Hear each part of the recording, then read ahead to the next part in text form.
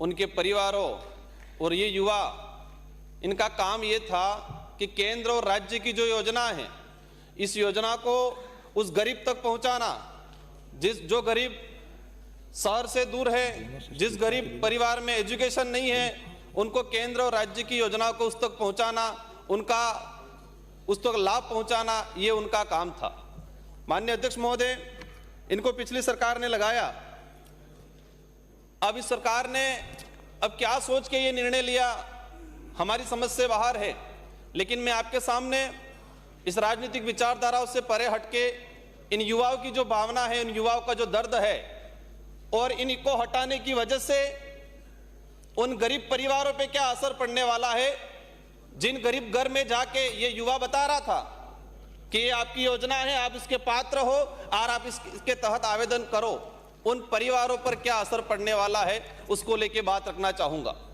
माननीय अध्यक्ष महोदय, अब हटाने के पीछे कई तर्क हो सकते हैं, लेकिन हमें एक भी सही तर्क नहीं लग रहा है। पूर्व सरकार ने लगाया था, कुछ नेताओं ने यह स्टेटमेंट दिया कि कांग्रेस के कार्यकर्ता थे। इन युवाओं पे क्या गुजरी होगी उस समय।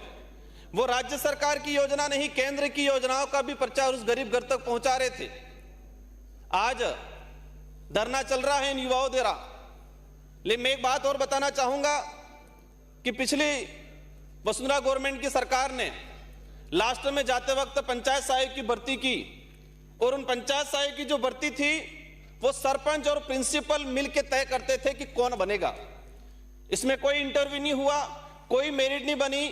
लेकिन इसके बाद कांग्रेस की सरकार आई और उस सरकार ने उनको नियमित रखा, और उसी सरकार ने पंचायत सहायक को एक सम्मानजनक पद दिया और सम्मानजनक सैलरी दी।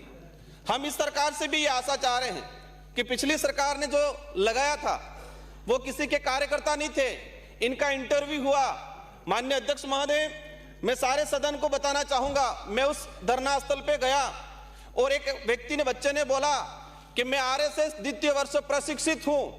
अगर कांग्रेस ने भेदभाव पूर्ण तरीके से और कार्यकर्ता आइडेंटिफाई करके अगर लगाया होता तो मैं कैसे लगा, ये उस आदमी ने सवाल किया।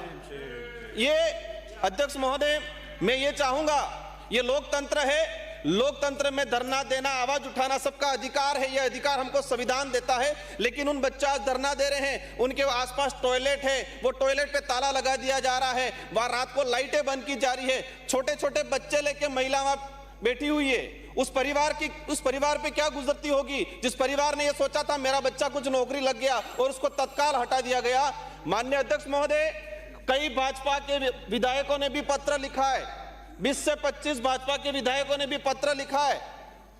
हम चाहेंगे माननीय सदस्य सहायकों, इन जो बैठ के बात करिए। माननीय अध्यक्ष महोदय, इनकी भावना को समझते हुए जो सरकार के मंत्री हैं, मुख्यमंत्री जी से अनुरोध करना चाहूंगा, और आप इस पे सख्त कार्रवाई करते हुए सरकार को निर्देश करें कि इन राजीव गांधी युवा मित्र को एज इट इज वापस लगाया जाए, और जो धरना दिया जा रहा है अभी तक परमिशन नहीं दी गई है, उनको परमिशन दे और इन युवाओं को राहत पहुंचाए, उस गरीब घर तक राहत पहुंचाए। छोटे छोटे बच्चे लेके सरकार मेडिकल की सुविधा करवाए। ध्यान करना चाहते, आ गया। माननीय अध्यक्ष महोदय, आपसे अंतिम यही निवेदन करना चाहूंगा कि इनको बहाल किया जाए। बैठिए।